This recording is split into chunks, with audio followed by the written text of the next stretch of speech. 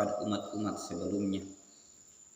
Terdapat beberapa pendapat mengenai alasan dikarunianya Lailatul Qadar. Menurut beberapa hadis, di antara sebabnya adalah sebagai berikut. Rasulullah SAW pernah merenungkan usia umat-umat terdahulu yang lebih panjang daripada usia umatnya yang pendek. Beliau pun bersedih karena mustahil umatnya dapat menandingi amalan ibadah umat-umat terdahulu. Oleh sebab itu, Allah dengan kasih sayangnya yang tidak terhingga mengaruniakan Lailatul Qadar kepada umat ini. Hal ini bermakna bahwa apabila ada seseorang yang memperoleh kesempatan beribadah selama 10 malam Lailatul Qadar pada bulan Ramadan dan mendapatkan keberkahan malam-malam tersebut, maka ia akan mendapatkan pahala beribadah selama 83 tahun 4 bulan. Bahkan lebih. Riwayat ini menyatakan bahwa Rasulullah SAW bercerita kepada para sahabatnya tentang kisah seorang yang sangat saleh dan dari Bani Israel yang telah menghabiskan waktunya selama 1000 bulan untuk berjihad fi sabilillah. Mendengar kisah ini, para sahabat merasa iri terhadap hal ini. Allah mengkaruniakan kepada mereka Lailatul Qadar sebagai ganti daripada ibadah selama 1000 bulan tersebut. Ada juga riwayat lain yang menyatakan bahwa Nabi SAW pernah menyebutkan 4 nama Nabi dari Bani Israel yang masing-masing telah menghabiskan 80 tahunnya untuk berbakti dan beribadah kepada Allah tanpa pernah mendurhakainya sekejap mata pun. Maka mereka adalah Nabi Ayub alaihissalam, Nabi Zakaria alaihissalam, Nabi Hizkil alaihissalam, Nabi Yusya alaihissalam. Mendengar hal ini, para sahabat merasa iri. Lalu Jibril alaihissalam datang dan membacakan surat Al-Qadar yang mewahyukan tentang keberkahan malam yang istimewa ini. Masih ada riwayat-riwayat yang lain, riwayat-riwayat lainnya yang menerangkan asal muasal dikaruniai malam Lailatul Qadar. Meskipun dalam satu masa, perbedaan ini secara umum disebabkan oleh keadaan yang berbeda yang mengakibatkan ayat ini turun. Oleh karena itu, penafsiran dikaitkan dengan kejadian pada masa tersebut. Terlepas dari riwayat mana yang kita terima, yang penting Allah telah mengkaruniakan kepada umat ini malam Lailatul Qadar sebagai nikmat yang besar. Lailatul Qadar adalah karunia Allah dan hanya orang-orang yang mendapatkan taufik yang dapat beramal di dalamnya. Betapa beruntung orang-orang bertakwa yang tidak pernah meninggalkan ibadah pada malam Lailatul Qadar sejak mereka balik. Mengenai penentuan malam ini, terdapat sekitar 50 perbedaan pendapat di kalangan alim ulama. Saya tidak akan menyebutkan satu persatu, namun pendapat yang banyak diterima akan diuraikan di sini. Kitab-kitab hadis banyak membahas keistimewaan dan keutamaan malam Lailatul Qadar. Malam Lailatul Qadar ini melalui berbagai riwayat.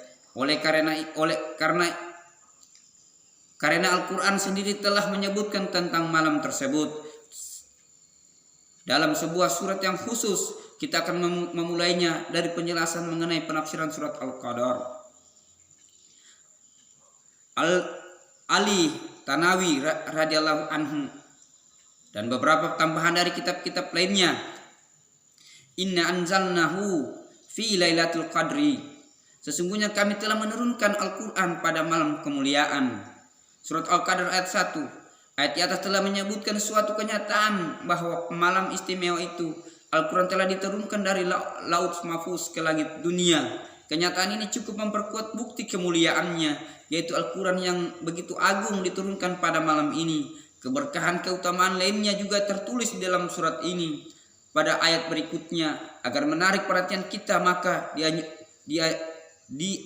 dianjurkanlah kita bertanya, wa ma adraka ma Lailatul Qadri, dan tahukah kamu apakah malam kemuliaan itu? Surat Al-Qadar ayat 2. Dengan kata-kata lain, pernyataan adalah, tahukah kamu betapa besar dan pentingnya malam ini? Tahukah kamu akan besarnya nikmat dan karunia pada malam ini? Ayat berikut menerangkan keagungan malam tersebut. Lailatul Qadri khairum min alfi syahr. Malam Lailatul Qadar itu lebih baik daripada malam 1000 bulan. Surat Al-Qadr ayat 3. Artinya, pahala beribadah malam ini lebih besar daripada pahala beribadah selama 1000 bulan. Dan tidak kita tahu seberapakah yang dimaksud lebih besar itu. Tanazalul malaikatu wa ruh fiha biizni rabihim min kulli am. Pada malam itu turun malaikat-malaikat dan malaikat Jibril dengan izin Allah untuk mengatur semua urusan. Al-Qadar ayat 4. Sebuah penjelasan yang indah mengenai ayat ini telah dikemukakan oleh Imam Razi yang berkata bahwa ketika manusia pertama diturunkan ke bumi, para malaikat melihatnya dengan penuh keprihatinan sehingga mereka bertanya kepada Allah, "Mengapa engkau jadikan khalifah di bumi orang yang berbuat kerusakan dan menumpahkan darah, sebagaimana halnya jika ibu bapa memperhatikan asal muasal manusia, yaitu dari setetes mani, mereka akan memandangnya dengan rasa jijik, sehingga dari setetes mani mereka akan memandangnya sehingga mereka dianggap sebagai sesuatu yang mengotori pakaian dan perlu dicuci. Namun ketika dari air mani itu Allah menjadikan seorang bayi yang cantik, mereka pun mencintainya dan menyayanginya. Demikian pula jika seorang beribadah kepada Allah dan memujinya pada malam kemuliaan, maka para malaikat akan turun kepada mereka meminta maaf atas ucapan terdahulu tentang manusia. Dalam ayat ini disebutkan lafaz waruhu dan ruh. Yang dimaksud adalah Jibril alaihissalam yang turun ke bumi pada malam tersebut. Ahli tafsir memberikan beragam penafsiran mengenainya. Kebanyakan di antara mereka sepakat bahwa yang dimaksud ruh di sini adalah Jibril alaihissalam. Menurut Imam Razi inilah makna yang paling tepat. Pertama Allah menyebutkan malaikat, lalu Jibril, sebab ia memiliki kedudukan khusus di antara para malaikat sehingga ia disebut secara terpisah. Sebagai musafirin berpendapat bahwa yang dimaksud dengan ruh di sini adalah malaikat yang begitu besar sehingga jika dibandingkan langit dan bumi dengan besarnya malaikat itu, keduanya laksana sesuap makanan. Para mufassirin lainnya berpendapat bahwa maksud ruh di sini adalah sekelompok malaikat yang jarang muncul. Malaikat itu hanya muncul pada malam Lailatul Qadar dan hanya dapat disaksikan oleh malaikat lainnya pada malam tersebut. Ulama mufassirin lainnya berpendapat bahwa maksud ruh di sini adalah makhluk Allah tertentu yang makan dan minum, tetapi bukan manusia dan bukan pula malaikat. Ada juga yang berpendapat bahwa maksud ruh di sini adalah Isa alaihissalam, yang malam itu dia turun bersama para malaikat untuk melihat amal saleh umat ini. Penafsiran terakhir yang ingin kita bicarakan di sini adalah bahwa maksud ruh merupakan rahmat khusus yang diberikan oleh Allah yang diturunkan bersama para malaikat. Masih ada penafsiran lainnya tentang ruh ini, namun pendapat pertamalah yang masyhur. Mengenai hal ini, Imam Baihaqi meriwayatkan hadis dari Anas radhiyallahu anhu bahwa Nabi sallallahu alaihi wasallam bersabda, pada malam Lailatul Qadar, Jibril turun bersama sekumpulan malaikat dan berdoa memohon rahmat untuk setiap orang yang ditemukan sibuk beribadah malam itu.